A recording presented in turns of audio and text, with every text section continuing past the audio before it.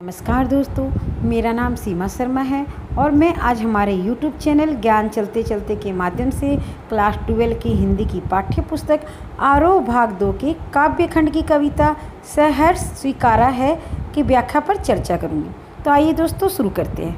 पहले कवि परिचय। इस कविता के रचनाकार है गजानन माधव मुक्तिबोध जी। इनका जन्म 13 नवंबर सन 1917 में श्योपुर ग्वालियर मध्य प्रदेश में हुआ था तथा इनकी मृत्यु 11 सितंबर सन 1964 में नई दिल्ली में हुई थी। दोस्तों, मुक्तिबोध जी का पूरा जीवन संघर्ष में बीता है। उन्होंने 20 वर्ष की छोटी उम्र में बड़नगर मिडिल स्कूल में मास्टरी की तथा कुछ समय तक इन्होंने पाठ्य पुस्तकें भी लिखी। छायावाद और स्वच्छंदतावादी कविता के बाद जब नई कविता आई तो मुक्तिबोध उसके अगवा कवियों में से एक थे। वे एक समर्थ पत्रकार भी थे। मुक्तिबोध की कविताएं सामान्यतः बहुत लंबी होती है। उन्होंने जो भी अपेक्षाकृत छोटे आकार की कविताएं लिखी है उनमें से एक है सहर्ष स्वीकारा है, जो भूरी भूरी खाक धूलकी में संकलित है। दोस्तों, स्वीकारना और दूसरा होता है सहर्ष स्वीकारना, यानी कि खुशी खुशी स्वीकार करना। यह कविता जीवन की सब सुख दुख, संघर्ष, अवसाद, उठापटक सम्यक भाव से अंगीकार करने की प्रेरणा देती। कविता सहर्ष स्वीकारा है। जिंदगी में जो कुछ है, जो भी है, सहर्ष स्वीकारा है, इसलिए कि जो कुछ भी मेरा है वह तुम्हें प्यारा है। गर्वीली गरीबी, यह ये गंभीर अनुभव सब, यह विचार वैभव सब, दृढ़ता, यह भीतर की सरिता, यह अभिनव सब मौलिक है। मौलिक है इसलिए कि पल पल में जो कुछ भी जागृत है, अपलक है, संवेदन तुम्हारा है। संदर्भ: प्रस्तुत काव्यांश हमारी हिंदी की पाठ्य पुस्तक आरोह भाग 2 के काव्य खंड की कविता सहर्ष स्वीकारा है से ली गई है। इसके रचनाकार गजानन माधव मुक्तिबोध जी है। प्रसंग: इस कविता के माध्यम से कवि अपने रहस्यमय प्रेम को संबोधित करते हुए उस प्रिय के प्रेम में कवि को जीवन के सारे उतार चढ़ाव सब कुछ सहने की क्षमता प्रदान होती है और कवि प्रिय के प्रेम में सब कुछ प्रेमपूर्ण सहर्ष स्वीकार करने की बात कहते हैं। व्याख्या: दोस्तों, यह एक चिंतन प्रधान और विचार प्रधान कविता है। बहुत ही सुंदर भाव छिपा हुआ है इस कविता में। तो आइए शुरू करते हैं। प्रस्तुत पंक्ति के माध्यम से कवि कहते हैं, इस जीवन में जो कुछ भी सुख दुख, आशा निराशा, अच्छाई बुराई, मैंने सबको खुशी खुशी स्वीकार किया है क्योंकि मेरे प्रिय को भी यही प्यारा है। अर्थात दोस्तों, यहाँ पर कवि प्रिय का जिक्र करते हैं, परंतु यहाँ पे स्पष्ट नहीं है कि यह प्रिय कौन है। माता पिता, भगवान, दोस्त, पत्नी, प्रेयसी, कुछ भी स्पष्ट कवि नहीं करते हैं। और आगे कवि अपने प्रिय को संबोधित करते हुए कहते हैं कि मुझे ये सब इसलिए प्यारा है क्योंकि अपने प्रिय को जो भी पसंद होता है वह खुद को भी अच्छा लगने लग जाता है। अक्सर देखा जाता है, हम जिसे प्रेम करते हैं उसको जो भी पसंद आता है, हमें उसकी पसंद में ही खुद की पसंद नज़र आने लग जाती है। हमें ऐसे लगता है हमें भी वही पसंद है जो हमारे प्रिय को पसंद है। जीवन की हर स्थिति को प्रेम पूर्वक स्वीकार करते हुए कवि अपने प्रिय से कह रहे हैं, हे प्रिय, मैं जो गरीब हूँ, मेरी गरीबी जो है यह गर्वीली गरीबी है। अर्थात ये गरीबी के अनुभव में जो मेरे वैभवशाली विचार है ये मुझे पसंद है। मुझे इस गरीबी पर भी गर्व है। अर्थात यह संघर्ष जो गरीबीपूर्ण जीवन का है यह भी कवि को अच्छा लगता है क्योंकि ये सब उस प्रिय को भी पसंद है। इस गरीबी के जीवन में भी बड़े गहन अनुभव है, चिंतन है और विचार की संपदा है, वैभव है। यह सब धन से खरीदा नहीं जा सकता। निर्धन होते हुए भी जो स्वाभिमान इस अनमोल संपदा का मुझे मिला है, इसे मैं किसी और को नहीं दे सकता। इससे मुझे विशेष लगाव है।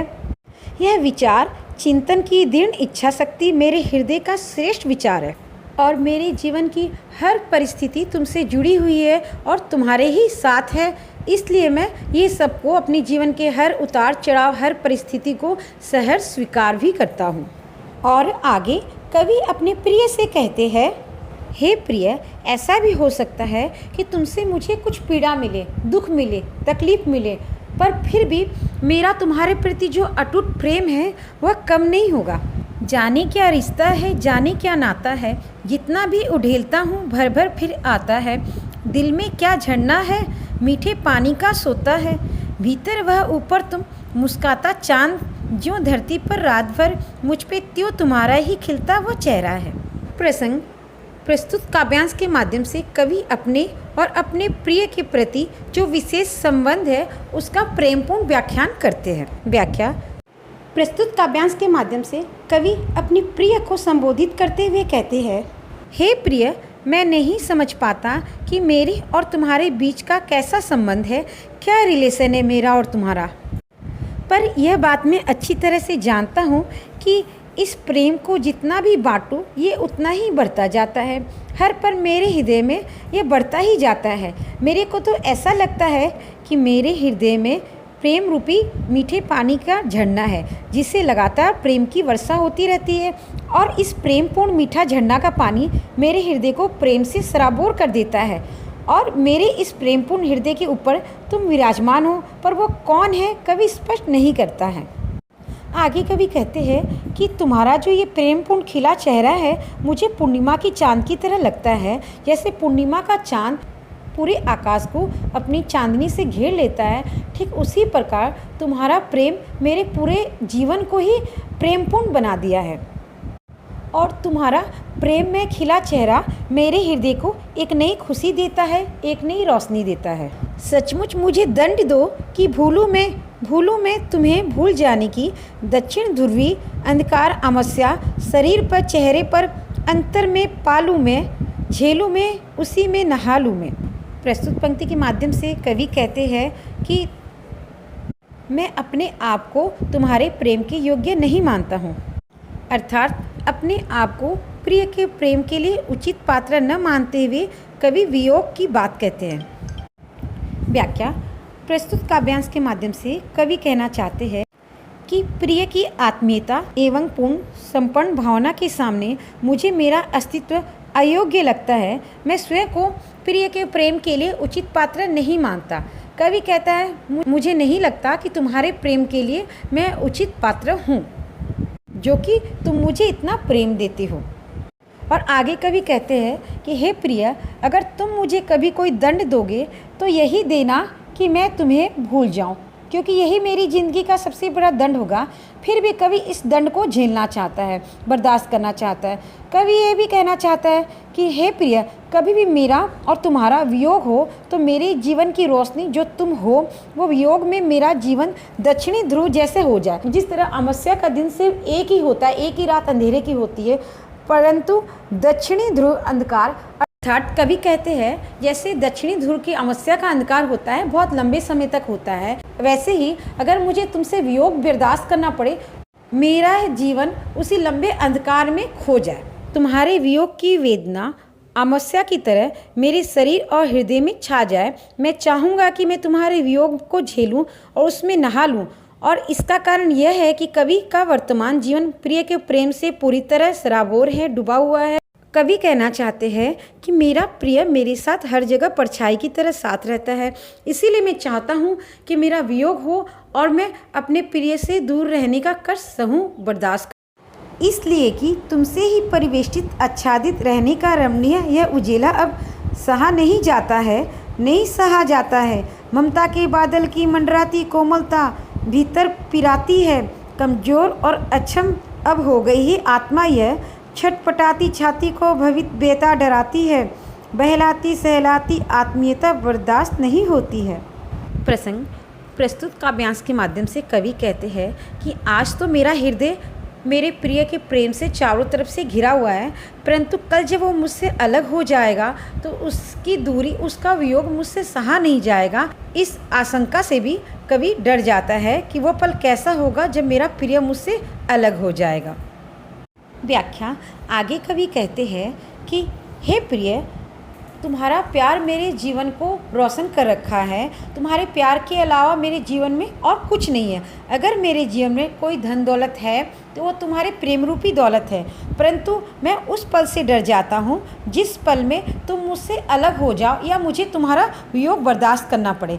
वो डर से ही कमज़ोर पड़ जाता हूँ और मैं सोचता हूँ कि वो पल आए जब तुम मुझसे दूर रहो या दूर हो जाओ, उससे पहले ही मैं उस वियोग को बर्दाश्त करने के लिए मैं खुद ही तुमसे दूर हो जाने की चेष्टा करता हूँ। और जब मुझे कभी ऐसा महसूस होता है कि तुम मुझसे दूर हो सकते हो, ये शंका मात्र मेरे हृदय को बेचैन कर देता है, कमज़ोर कर देता है और मैं डर जाता हूँ।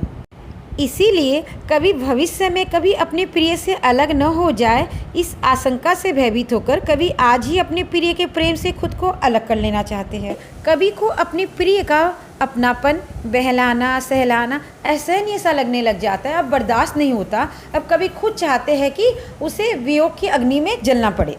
इसीलिए कभी आत्मनिर्भर होकर ये वियोगपूर्ण जीवन को जीना चाहता है। सचमुच मुझे दंड दो कि हो जाऊं पाताली अंधेरे की गुहाओं में, विवरों में, धुएं के बादलों में, बिल्कुल मैं लापता कि वहाँ भी तो तुम्हारा ही सहारा है। इसलिए कि जो कुछ भी मेरा है या मेरा जो होता सा लगता है, होता सा संभव है, सभी वह तुम्हारे ही कारण के कार्यों का घेरा है, कार्यों का वैभव है। अब तक तो जिंदगी में जो कुछ था, जो कुछ है, सहज स्वीकारा है, इसलिए कि जो कुछ भी मेरा है वह तुम्हें प्यारा है। प्रसंग प्रस्तुत काव्यांश के माध्यम से कवि कहना चाहते हैं कि सचमुच मुझे दंड दे दिया जाए, क्योंकि आज तक कवि को जीवन में जो कुछ भी मिला है, चाहे वो सुख हो, दुख हो, आशा, निराशा, घृणा, कवि ने सभी को सहर्ष स्वीकार किया है।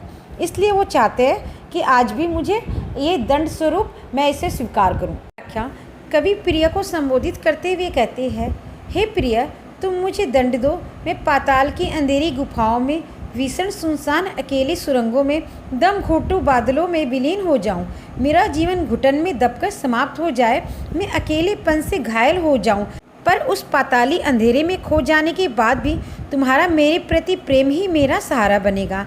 मेरे हृदय में तुम्हारे प्रेम की रोशनी ही मेरा साथ देगी और तुम्हारा प्रेम ही मेरे अकेलेपन में मेरा मन बहलाएगा।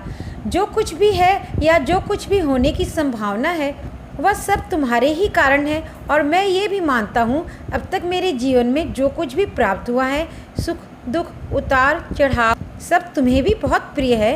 इसलिए तो मैंने जीवन में हर पल को खुशी खुशी अपनाया है, अर्थात सहर्ष स्वीकार किया है, क्योंकि तुमने मेरी जीवन की सभी स्थितियों में मेरा साथ दिया है। इसी कारण मैं अपनी जीवन की किसी भी परिस्थिति से कभी भी घबराया नहीं हूँ, बल्कि मैंने हर परिस्थिति को सहर्ष स्वीकार किया है। विशेष इस कविता की रचना आत्मकथात्मक शैली में की गई है। यह कविता साहित्यिक खड़ी बोली में लिखी गई है। इस कविता में तत्सम तथा उर्दू भाषा का बहुत ही सुंदर प्रयोग किया गया है। इस कविता में गर्बीली गरीबी में अनुप्रास अलंकार का प्रयोग किया गया है। इस कविता में संबोधन शैली का भी प्रयोग किया गया है। यह कविता छंदमुक्त शैली में लिखी गई है और यह एक चिंतन प्रधान, विचार प्रधान कविता है। दोस्तों, इस पाठ से संबंधित आपको कोई भी प्रश्न, उत्तर, कुछ व्याख्या के बारे में पूछना हो तो आप कमेंट करके मुझसे पूछ सकते हैं, मैं जवाब ज़रूर दूंगी। और डिस्क्रिप्शन में जाके मेरा व्हाट्सअप नंबर दिया हुआ है, उसमें आप देख सकते हो, व्हाट्सअप कर सकते हो, मुझसे बात कर सकते हो, मैसेज भी कर सकते हो। मैं आपके सभी प्रश्नों का उत्तर ज़रूर दूंगी।